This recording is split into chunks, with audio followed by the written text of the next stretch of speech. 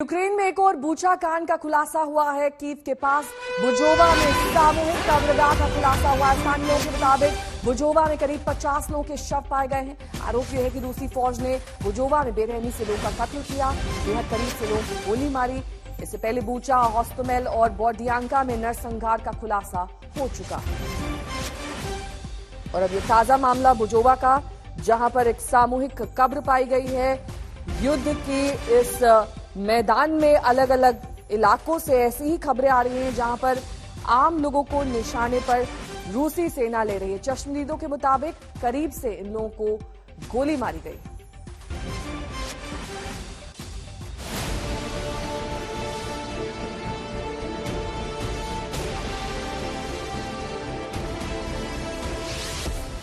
पहले बूचा नरसंहार का खुलासा, फिर होस्टोमेल में बूचा जैसा कांड।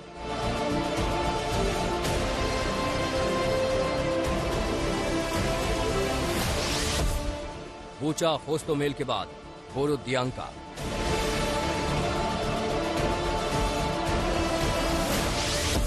अब बुजोवा में सामूहिक कब्र का खुलासा।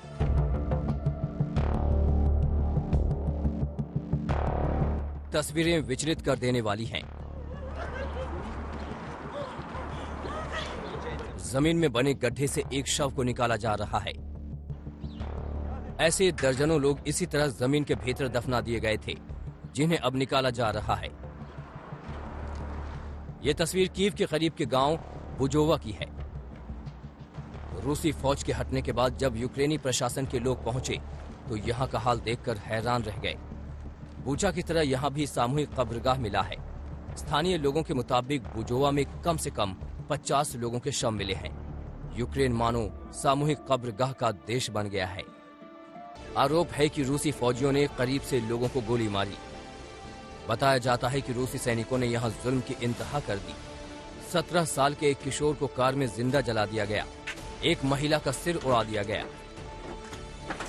बूचा के बाद बुजोवा में भी मास ग्रेव्स मिलने से यहां कीव में हड़कंप मचा हुआ है। यूक्रेन में सरकार का कहना है कि रूस के सिपाहियों ने सिविल जनता को पकड़ा, टॉर्चर किया, मारा और फिर उन्हें दफना दिया। एक पेट्रोल पंप के पास बुजोवा में गाड़ियों में शव मिले हैं और जंगल के इलाके में एक रास्ते को काटकर वहां पर एक टायर ट्रैक मिला है, जिसके पास कुछ शव मिले हैं। अब पोस्टमार्टम के बाद पड़ताल की जाएगी कि आखिर इन लोगों को क्या ये शेलिंग में मरे थे, फायरिंग में मरे थे, या इनको टॉर्चर करके यातना देकर मार दिया गया। यूक्रेन के मुताबिक शहर शहर में सामूहिक कब्र मिले हैं। हालांकि रूस इन आरोपों से लगातार इनकार कर रहा है, लेकिन ये तस्वीरें बताती हैं कि यूक्रेन के आरोप भी एक तरफा नहीं हैं। बूचा से जो तस्वीरें सामने आईं, उसकी भारत समेत तकरीबन हर देश निंदा कर चुका है।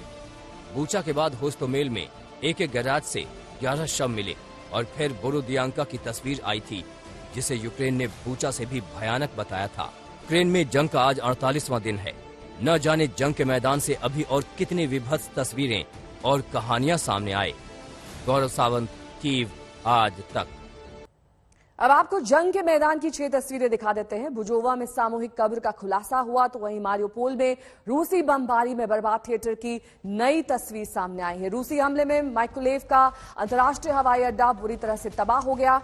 इसकी रिपोर्ट हम आपको डिटेल में दिखाएंगे, लेकिन यूक्रेनी राष्ट्रपति जेलेंस्की ने केमिकल वॉरफेयर का खतरा जताया है। उधर कीव के पास दिमित्रिवस्का में जावलिन मिसाइल हमले में टैंक के बर्बाद होने की तस्वीर सामने आई।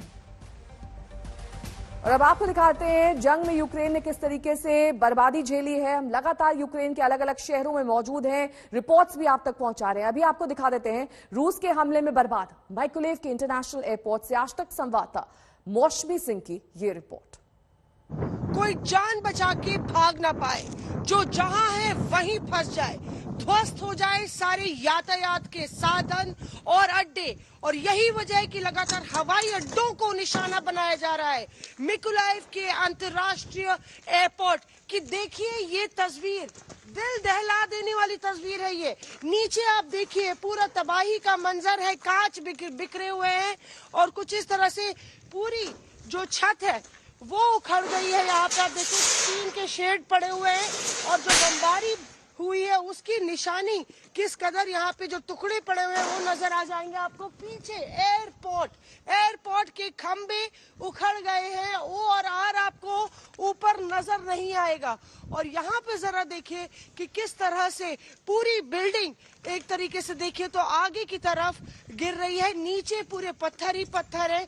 और ये जो नजारा है, ये जो तस्वीर है वो अपने आप में दिल दहला देने वाली है। हम आपको दिखाते हैं कि किस तरह से ये देखिए लोहे कितने पड़े हुए हैं। और हम ज्यादा भीतर नहीं जा सकते क्योंकि यहाँ पे अभी भी काफी एम्युनिशन जो है वो एक्टिव है। ये देखिए दरअसल हुआ ये कि लड़ाई हुई धुआंधार, यहाँ पे गन बैटल हुआ, ऊपर आसमान से हेलीकॉप्टर्स जो है वो आए और रशियंस ने कोशिश किया कि ये जो स्ट्रैटेजिक एयरपोर्ट है इसको किसी तरह से कब्जा किया जाए, लेकिन लगातार नीचे से हवाई फायर हो रहा था।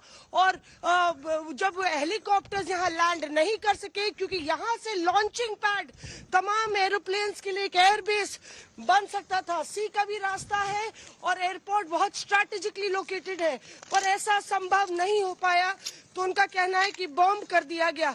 आप देखिए यहाँ पे जो चीजें फैली हुई है उससे आप अंदाजा लगा सकते हैं कि किस कदर यहाँ पे तबाही मची। हालांकि जब बॉम्ब किया गया तो कोई यहाँ पे मौजूद नहीं था, पर पूरा एयरपोर्ट कुछ उखड़ के बाहर आ गया है।